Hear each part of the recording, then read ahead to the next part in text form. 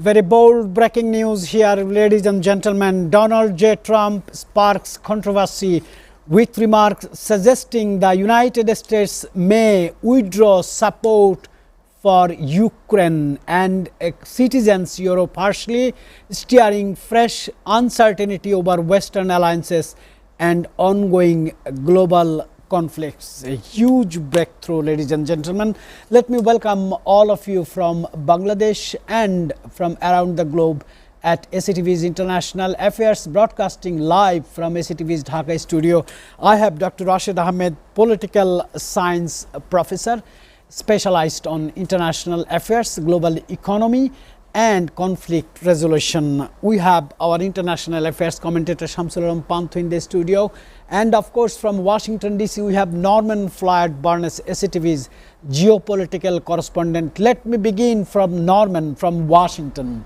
You heard that Donald Trump indicated that United States may withdraw its support from Ukraine, from NATO even.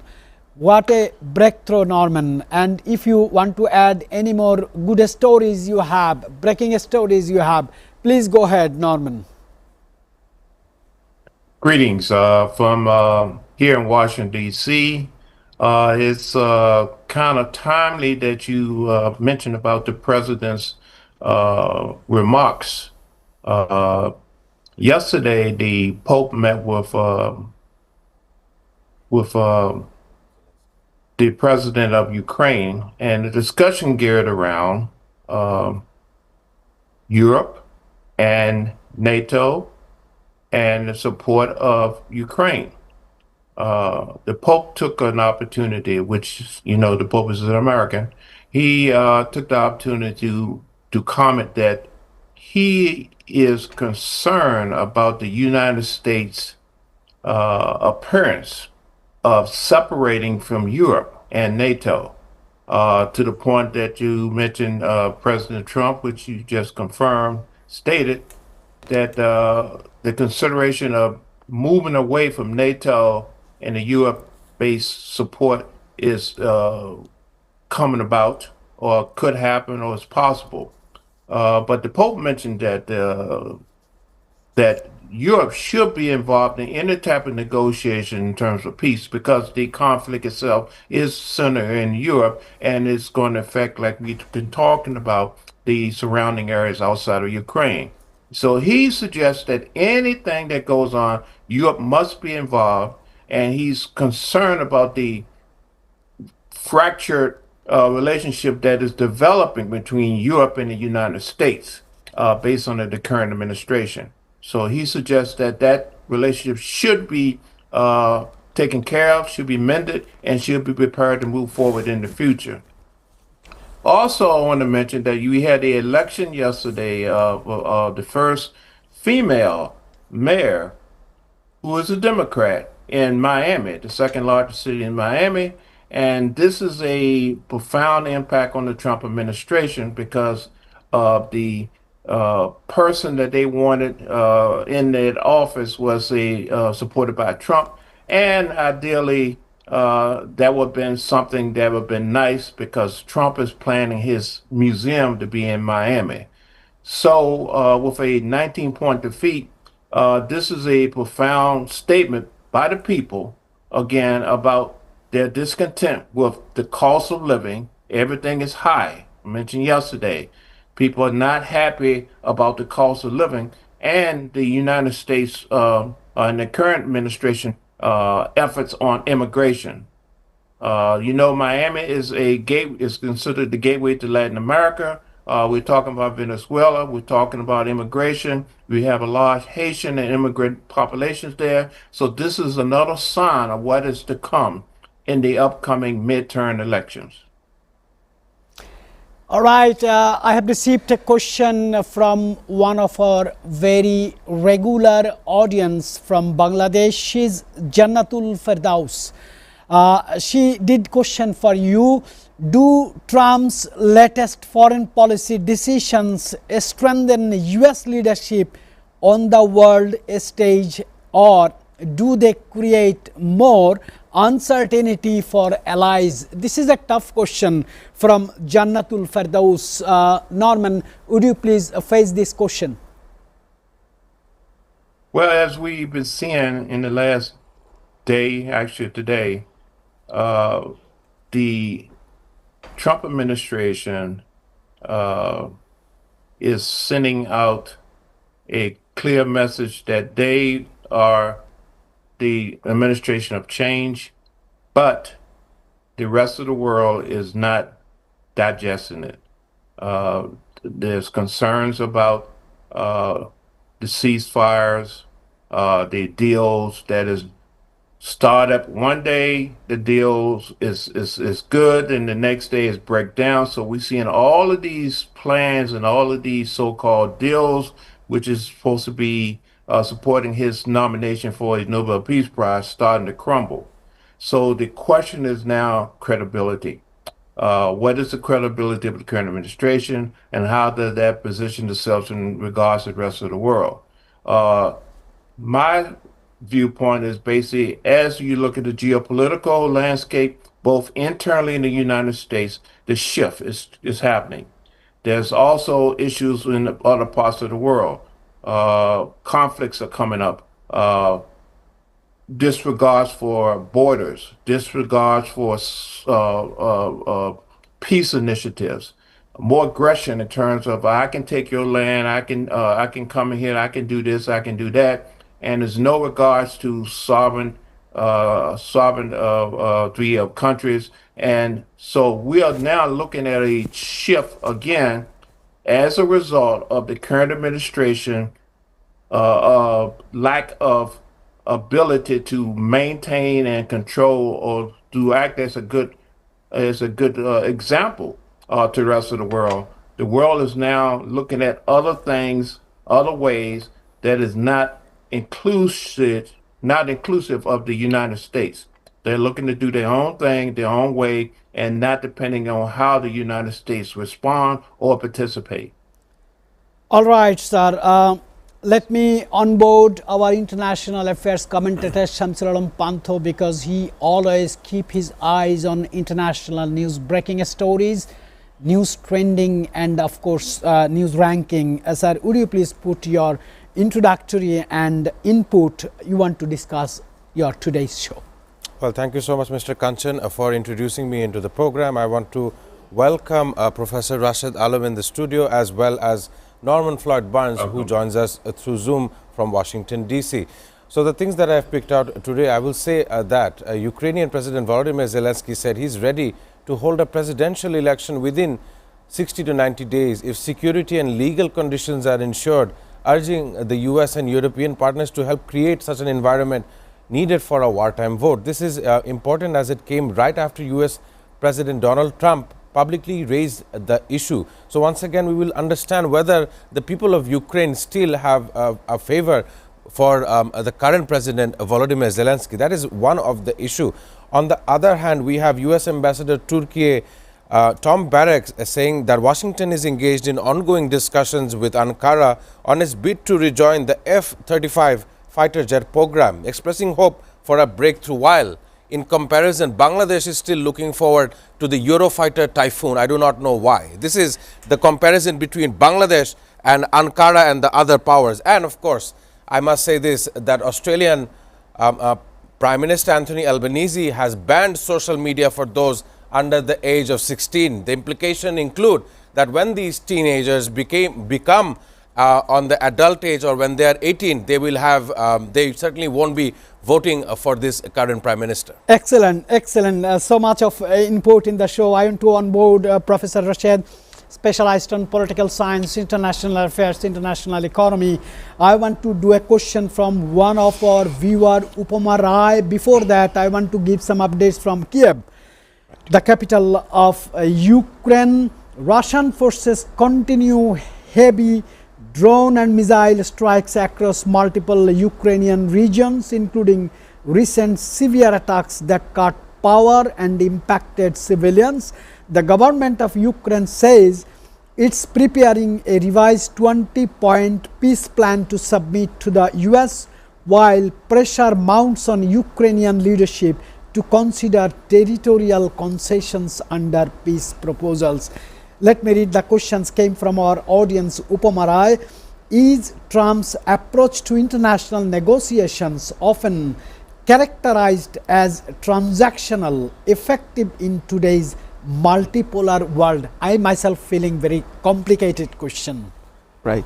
Thank you so much for bringing me in the studio today, and thanks for the question from the audience. So, I think Donald Trump has making a relentless effort to make global peace in different corners of the world, like as he said, in Rwanda, in Congo, the fresh deal that happened.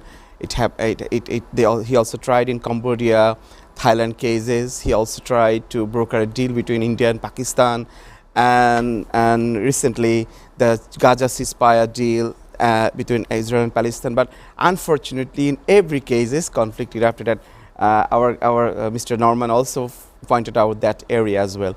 So currently, UK also trying to broker a deal between Ukraine and Russia. But unfortunately, the Ukrainian are not in a position to accept those agreement in that they put in those peace deal, particularly the land concession, which the Ukrainian, for what Ukrainian civilian and also Ukrainian armed forces have been fighting for since 2022.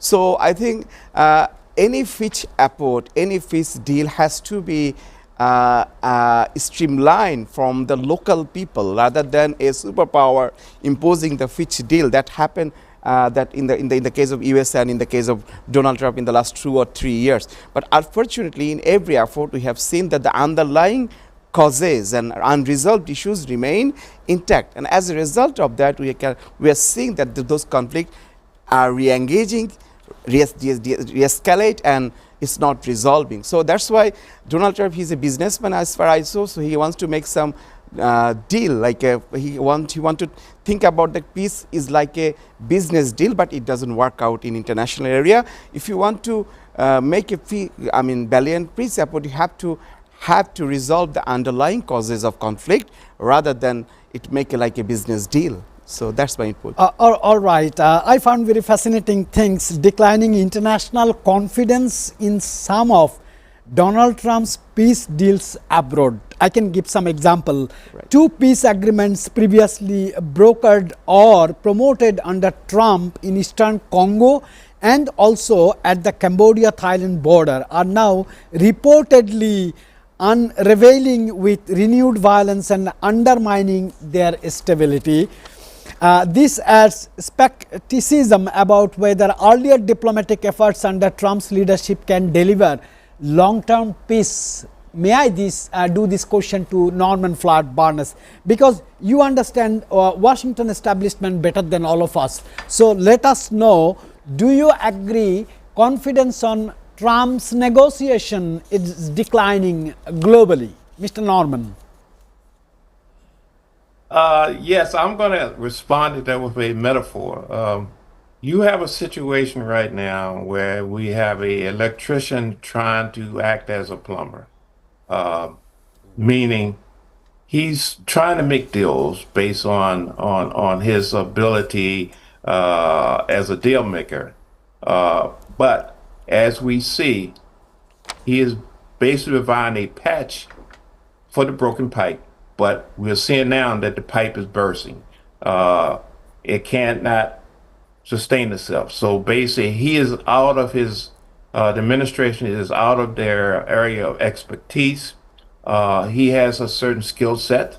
That skill set does not meet the needs of the international world and what's happening right now. It's a clear example, but basically that things are not working out in the manner in which they intended. That intent is there, but the follow through and the procedure and the actual knowledge of how to deal with international diplomatic affairs is beyond the current administration abilities.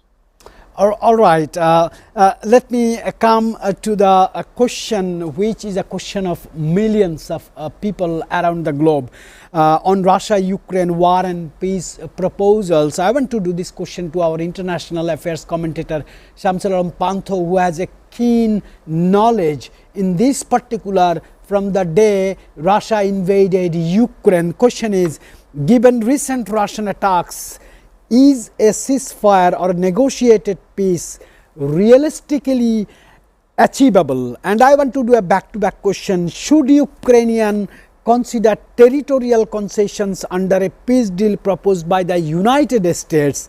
What are the risks behind? Thank you so much for the question and coming to me with Ukraine and Russia.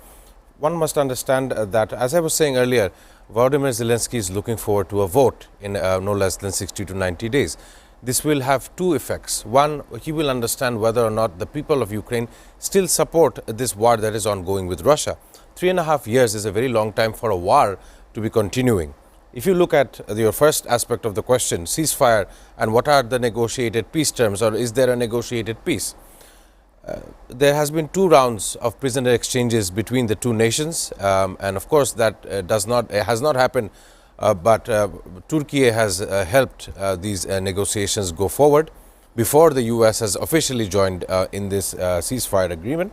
But no such agreement is still stopping the Russian war machine. As we all know that Vladimir Putin, leader of Russia, has said that he will continue to fight with every means necessary to take the Donbas region. This is a region of the eastern flank of Ukraine. We understand that much of that zone has been taken over by the military might of the Russian military regime. But if you want to understand the citizens' voice after the 3.5 years, with 20,000 children displaced, many Ukrainians spread all over Europe, this internal migration crisis inside the various states that surround Ukraine, all of this target to a point where the leadership of Ukraine should understand that, okay, it is time to concede defeat. It is time to let go of my eastern flank for the betterment of whatever I have. What is the opportunity cost? Or does the Ukrainian people understand what opportunity cost is in a larger geopolitical arena? It is Russia they are fighting against. It is not some island nation or some neighboring nation that they can actually have a chance at winning. So if you come back to the negotiated peace question that you have asked me, we must understand the US position. US has immediately released this 19-point charter that says that Russia is to maintain a lot of agreements. They are not going to attack any furthermore inside the Ukrainian border. That's a direct message saying, Ukraine, it is enough. You must concede defeat and let go of your eastern flank. These are the messages that I believe Volodymyr Zelensky is trying to ignore. Very critical analysis. I really appreciate you, sir.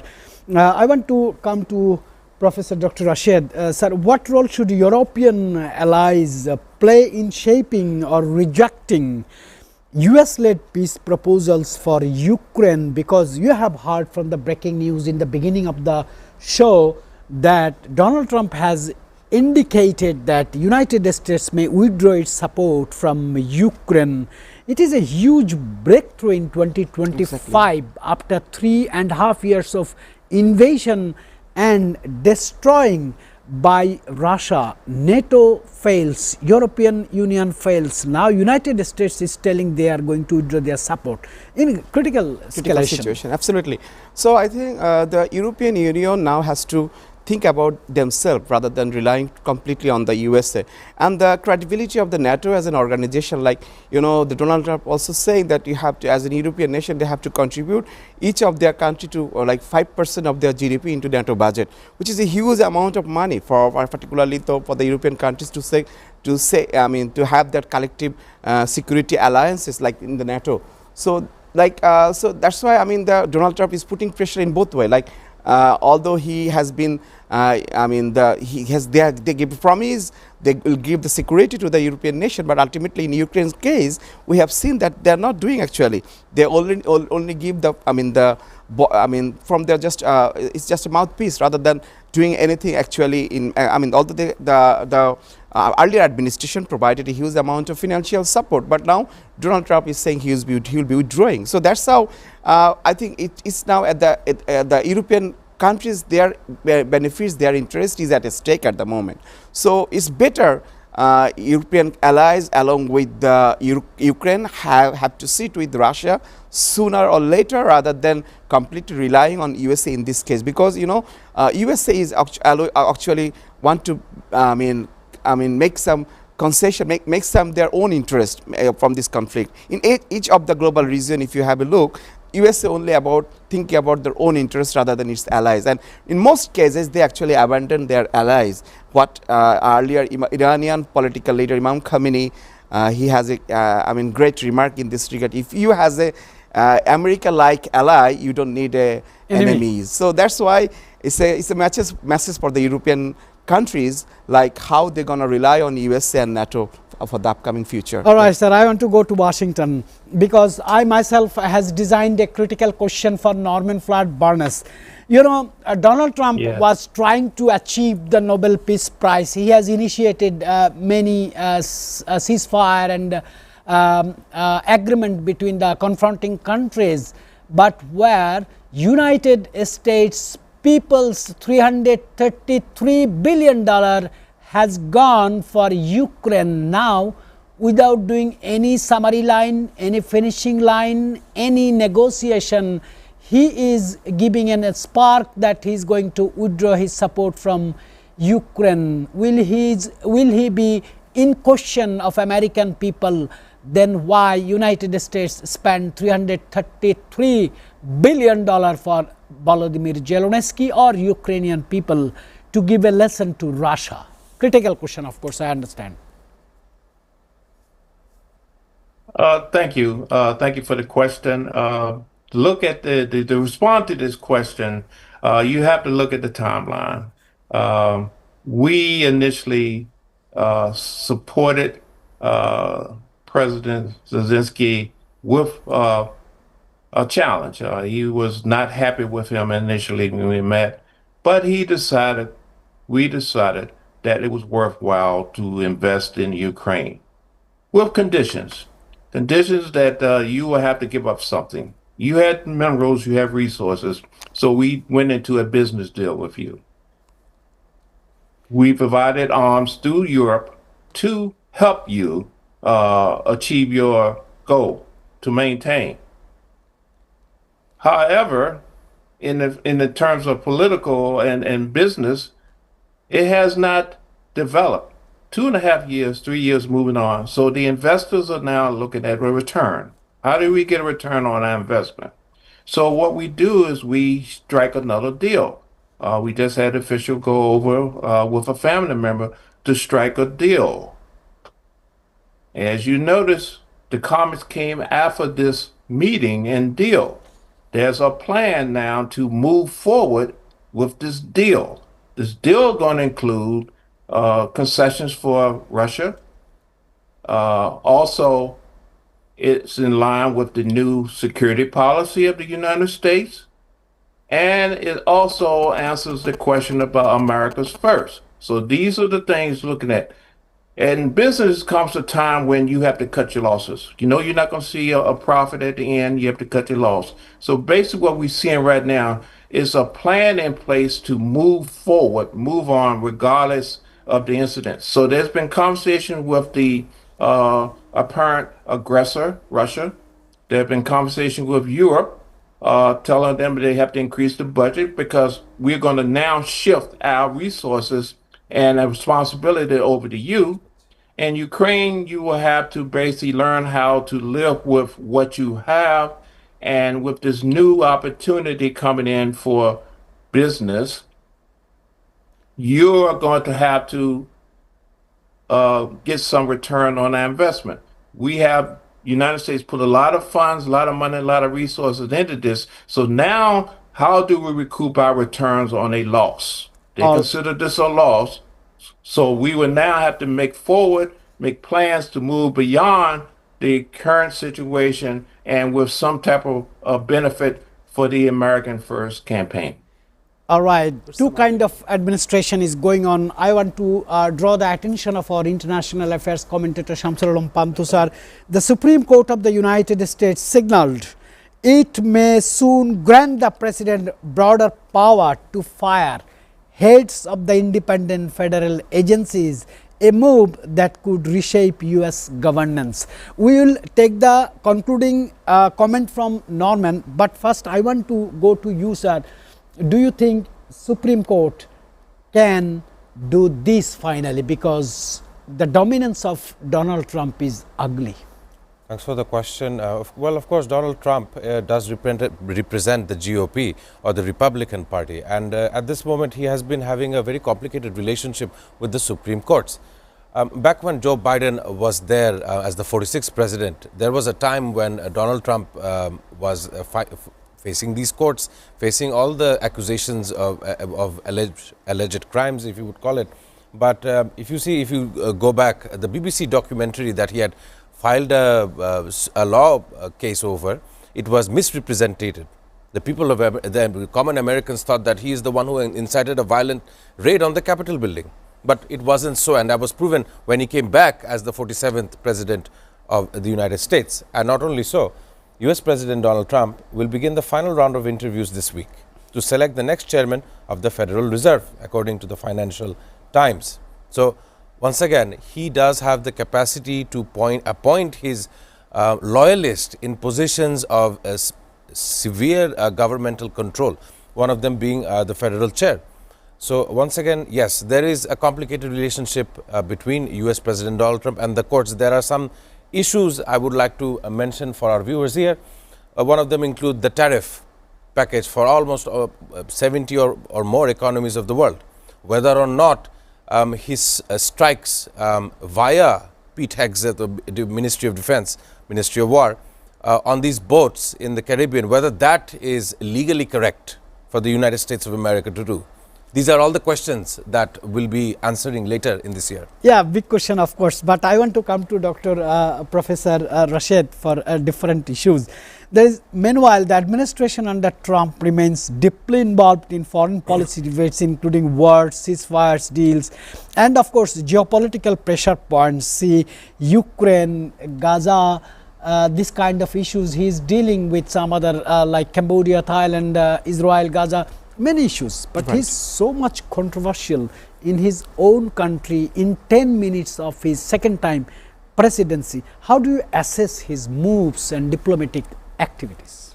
Thank you. So I think we have to look into the critically the Trump 2 administration. Like when he came into power in the second times, it was really a miracle. Like, and then the way he actually reshaping the American political system and American political structure. Now in the earlier question you raised that he is now going to fire the Federal Trade Commissioner, which is a vital force. In 1915 it was created, and it was said in the statute that unless any issues of negligence or negligence of duty or malfeasance in office, you cannot remove the Federal Trade Commissioner arbitrarily this way. But unfortunately the Supreme Court, there is this huge majority for the Donald Trump at the moment, so they already give him a signal that he can fire the Federal Trade Commissioner. But I think this is a huge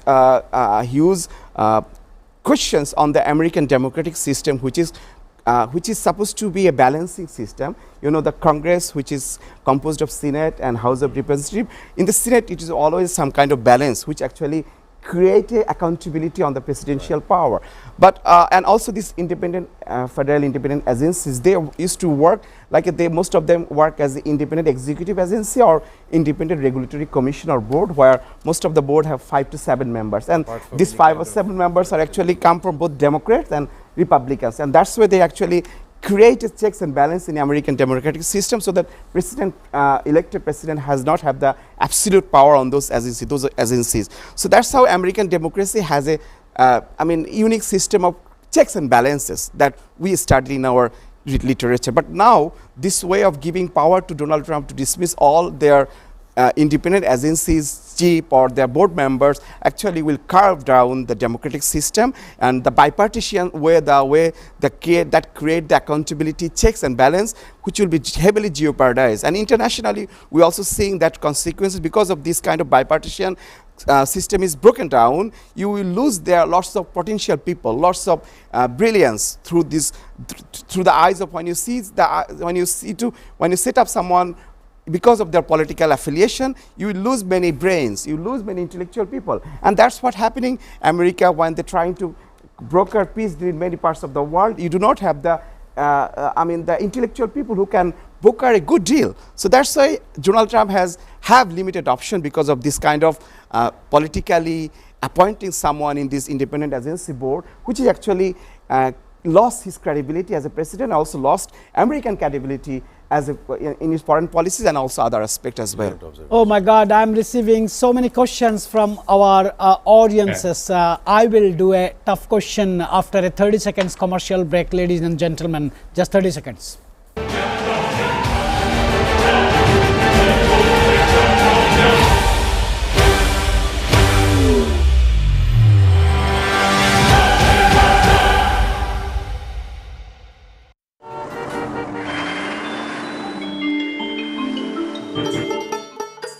সারা দেশে লাখো মানুষের কঠোর কর্মতৎপরতা ও নিষ্ঠায় SA পরিবহন parcel and courier service এখন 16 কোটি মানুষের হাতের নাগালে।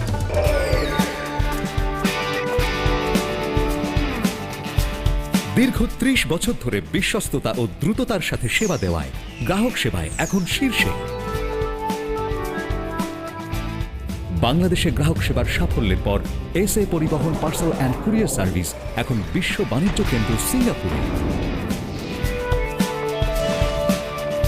আপনার যে কোনো পণ্য সিঙ্গাপুর থেকে বাংলাদেশে বুকিং এর জন্য যোগাযোগ করুন। এসএ পরিবহন private limited, logistics, parcel and courier service, 22 Roberts lane, Singapore 218302। Phone 0065 629 24900।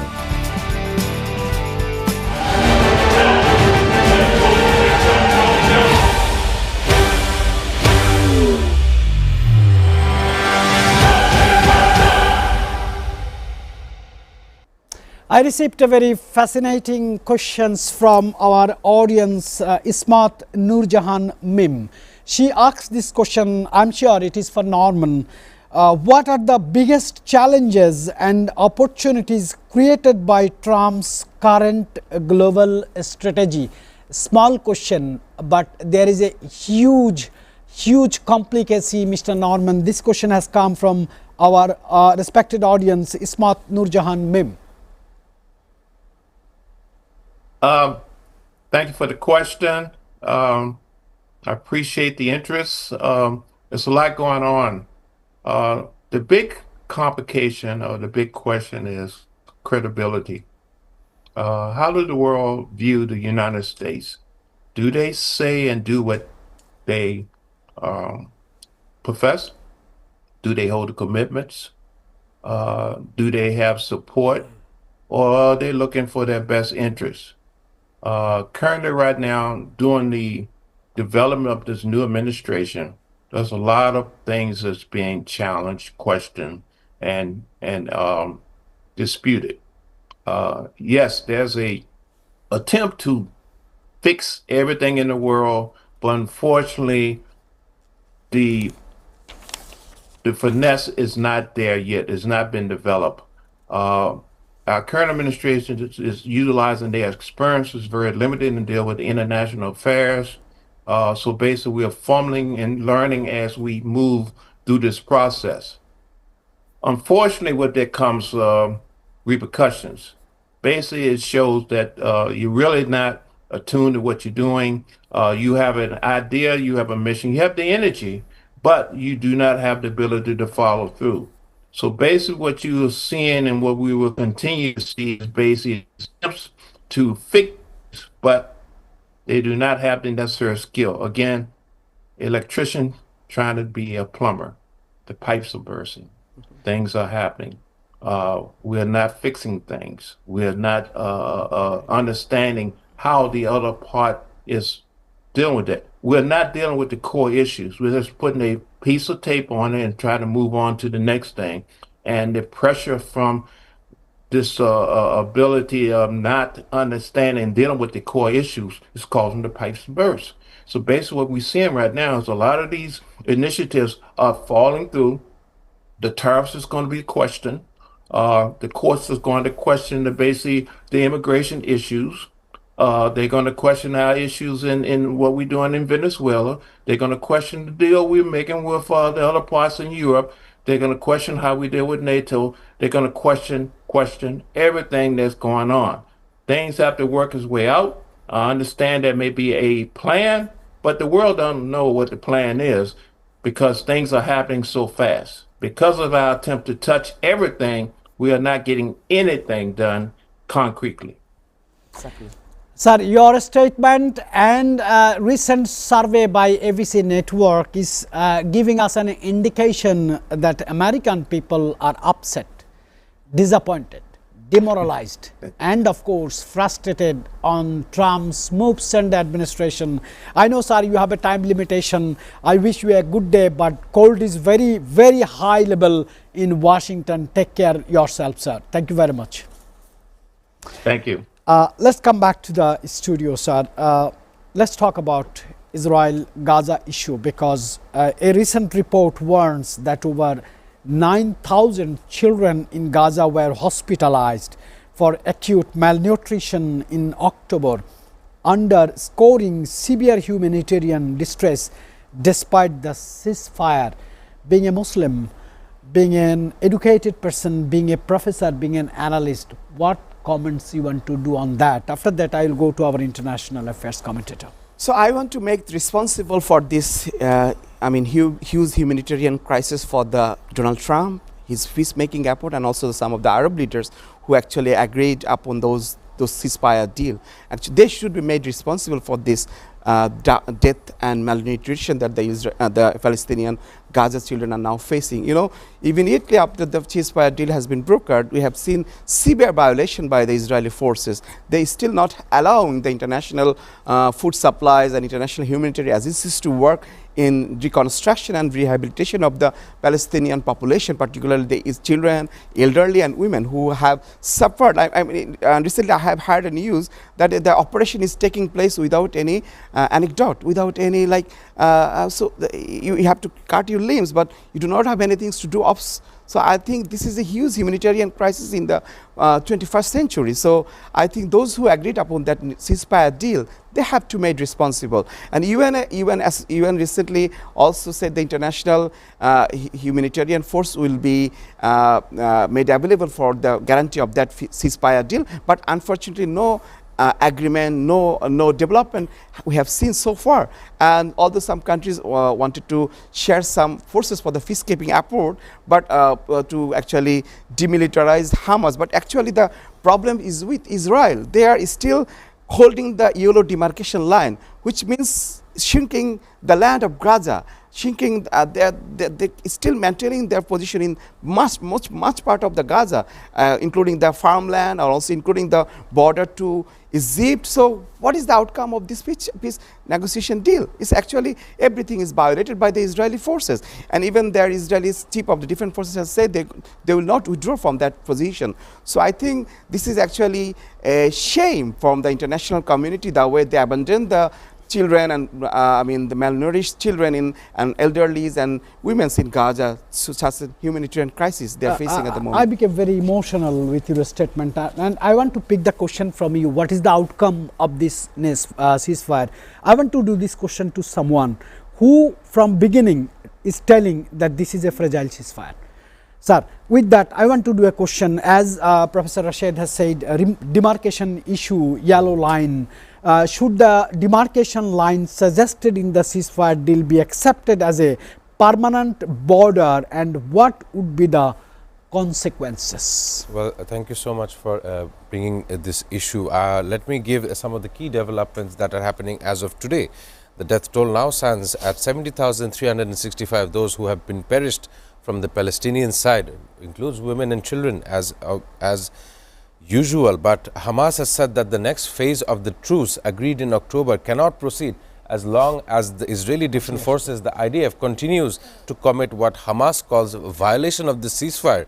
Over the last 50 days, we've seen almost 400 deaths, courtesy of the IDF. So Hamas has urged the mediating countries to pressure Israel to fully implement the first phase of the ceasefire agreement. I have been commenting the fact that this ceasefire is very fragile. It does not have any conditions.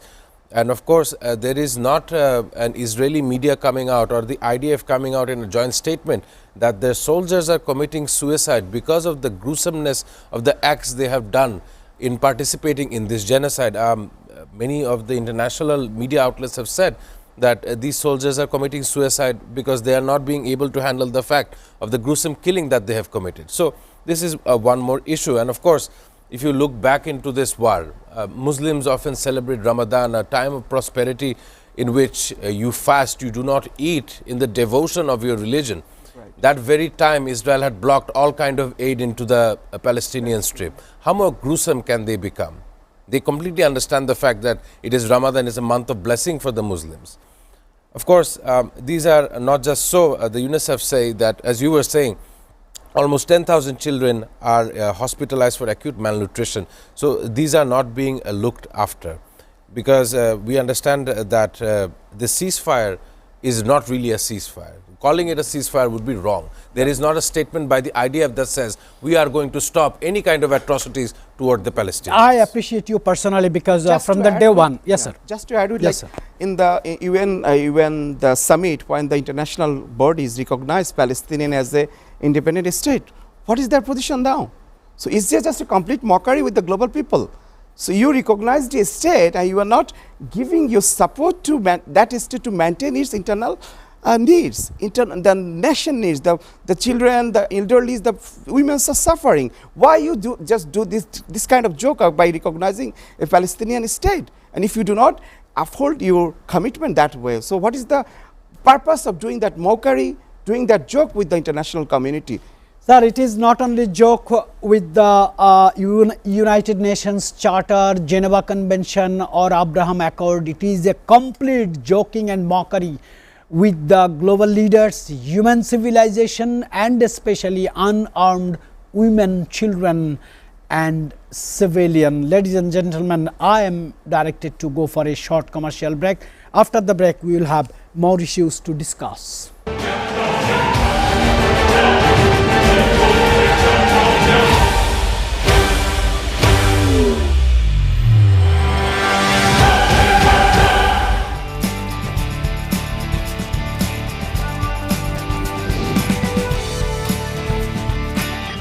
Bangladesh থেকে সিঙ্গাপুরে পণ্য booking এর জন্য যোগাযোগ করুন ঢাকা সহ দেশের যে কোনো ৮০টি শাখা কেন্দ্রে। এসএ পরিবহন পার্সেল অ্যান্ড কুরিয়ার সার্ভিস, আপনার সেবা সব সময়। Welcome, Grand Palace Hotel, Dhaka. A majestic lobby blending timeless elegance with modern design. Experience 5-star comfort in suites and rooms. Sophisticated fine dining restaurant.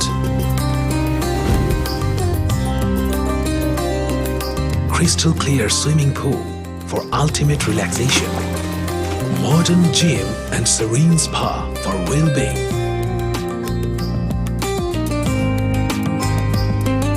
Perfect venue for corporate events, weddings and parties.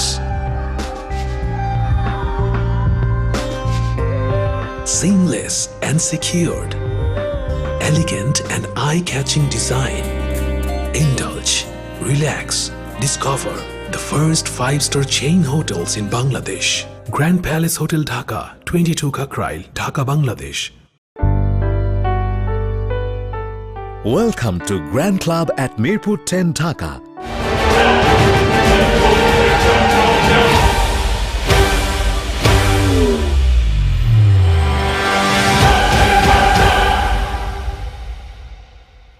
Ladies and gentlemen, we have discussed 45 minutes on human-made crisis, war, conflict, fighting, struggle, but we need to address natural calamity, natural disaster, earthquake, tsunami, threat in northern Japan.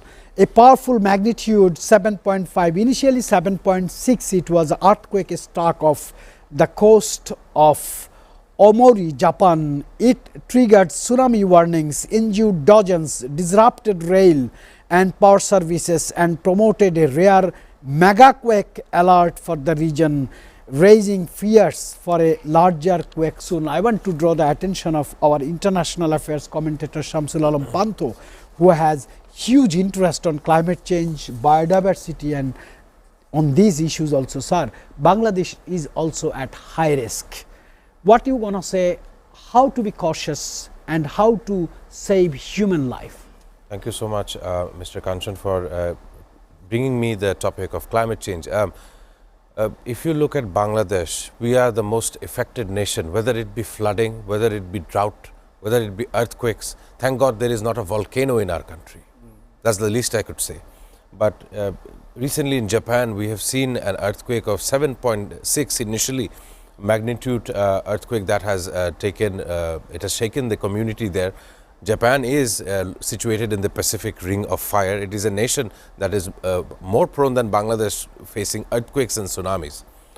But the damage has not extended. The tsunami warning was initially there, but the Japanese are preparing for a bigger earthquake in due time. Similarly, in Bangladesh, we've had an earthquake that was epicentered very close to the heart of the capital, Dhaka city. It was in Narshindi. That's not more than 30 kilometers away from where we are situated. It was scary nonetheless, and there has been aftershocks of a lesser magnitude. But that does not say that it will not happen again. It will. What we can do to prevent such a massive scale damage, we can have a government funded app. We can have more sensors, more observatories around the nation just to understand, even if those initial 5-second, 10-second detection periods will be important to save thousands of lives. The Japanese have adopted this theory. They have used innovation and science in a way to just buy them these 10 seconds or 5 seconds of important crucial time so that one can get themselves out of harm's way. So these are of course things that any government now or in the future should actually think about. You are telling something very practical. The Western world or Japan already taken the measures. My question is to you, sir. You are teaching in such an university which is called Oxford of the East. We need awareness, and government should be pro-people active. What do you think? Where is the problem? Why government cannot connect the rights or needs of the general citizens? Ultimately, they are the owner of the country. Yeah, they actually indulge themselves in the enjoying the power rather than addressing the imminent needs.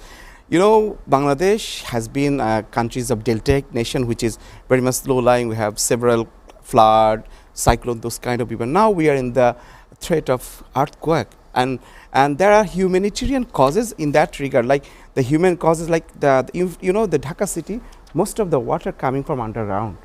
So you are taking withdrawing lots of underground fresh water. Do not have access to much of fresh water. So when you withdraw so much of underground water, then the risk of earthquake is very much imminent. Right. So I think although we have access to lot of fresh water, we have seasonal flooding, rain, but no government has taken any initiatives to build more water reservoir. Did you see any effort to make? So you have to accumulate those fresh rainwater so that you can use those in the dry season. But what are you doing? You are withdrawing the water from underground, and that actually creating heavy risk of earthquake for as a nation. So I think although the tectonic plate issues, but the withdrawing of several, gallons of water in each and every day from the underground level is actually causing us a huge disaster in the upcoming days. So that's why, as you said, the government is not interested about how to actually build our disaster resilient capacity, like the more and more capacity of the fire department, more and more capacity of our fire defense forces, so that if this kind of crisis came out, how we face those issues? Like we have to otherwise abandon Dhaka city, and we have to go back everyone to the other parts of the country. So it is a high time to take alternative policies. You have to stop withdrawing underground water arbitrarily. You have to make fresh water resources. You have to clean your river so that you can use those fresh water, river water, for the household uses. Right, sir. Shamsulam Pantho, sir, I don't have any question to you, but honestly, I want your take on this particular issue because Professor Rashid has cleared so many things. Thank you so much. I will throw some examples for those who is viewing us on the TV screens, and for any kind of administration will take this into account. Let's have a look at Singapore, a nation that is very well dependent on Malaysia for its fresh water. But they have changed their ways. They have generated electricity on the water bodies of Singapore. They had created floating solar panel cities in which electricity is being generated. That is one step. Another include an offshore island in which it decomposes the island's waste systems. I visited there as a school student. Way back when I was in school in Singapore, I saw how they had managed the waste of 5 million people. And they've done it so effectively that it does not have an ecological impact back into the environment. And of course, there is the Marina Barrage. Right. A system that filters out water or salt water for the requirement and demand for the society. They do not need to go digging down 800 feet boreholes for fresh water. This is where Bangladesh is failing out. They are not looking for the existing innovation that people all over the world are already imposing so well to understand their citizens' needs. Actually, as Professor Rashid Alam was saying, they enjoy this power when they hold it, and they are all fighting for this power. But we, the general people, are continuously forgetting. We are the ones, every couple of years, we vote them into power, yet we are the very ones who are repressed by them every couple of years or so. So that is my final take on this Sir, issue. one more question I have in my mind. I just want to do from my own curiosity. Could aftershocks or a larger quake in coming days trigger more serious disasters? And are communities prepared? Are we prepared? No. Are we ready? Not at all. Not at all. People do not have enough awareness. You look at Western Turkey. There was a series earthquake, the same location. Same locations. Massive earthquake followed by a range of continuous earthquake. Every couple of minutes the ground was shaking. Thousands have been killed. And we people here still do not understand how it is connected. Of course, we are seeing a very new fault line happening in the Narsindi area. So one must definitely go there and understand how the movements are occurring. Also the precautionary measure for Of course. dealing with if I'm anything so happens scared, bad, sir. yeah. My last question to you, and I have 2 minutes in my hand to conclude the program, sir. Being a professor, being a citizen of this country, being a conscious people, being a patriotic personality, please tell directly to the government what measures should be taken immediately, and should government give it high priority concentration to save the people of this country? Yes, absolutely. You know, Dhaka University have been closed for the last 20 days because of this.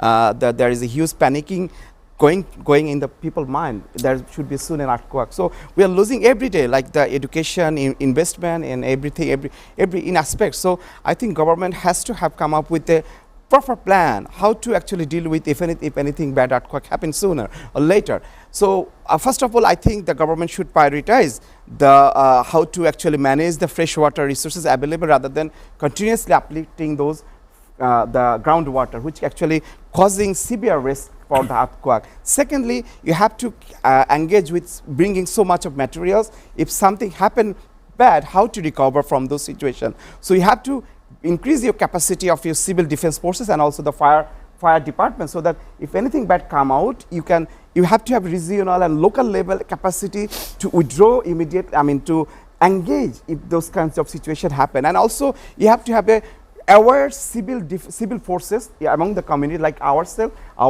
so that we can also engage in those kind of evacuation activities Absolutely. or rehabilitation activities sooner or later if something happens. Rather than you are sitting idle, it's not a solution. You have to immediately engage, bringing the materials, increasing the capacity of those departments who can actually do those emergency operations. I think that's the suggestion. Absolutely fantastic. Due to time, we could not take questions from Mr. M.A. Jaki, Shoma Ghosh, Monica, and Najmun Nahar. We will definitely get you connected on other days' shows. Ladies and gentlemen, in a journalistic seminar in Paris, I have had the opportunity to join. One keynote speaker says and asks questions to us, what is the religion of India? Indian journalist answered, Hinduism, Buddhism. No, the keynote speaker says cricket is the religion of India because most of the people are united for cricket. What is the religion in China? He replied that manufacturing is a religion in China. What is religion in Japan? He says innovation is Japanese religion. And directly that keynote speaker from Harvard University asked me, what is the religion of your country? Corruption. I said it is Islam. He said no, it is politics, because 95% of the people of Bangladesh are in politics. We are in politics, but we are not in development. Development should be our religion. Ladies and gentlemen, we'll see you tomorrow.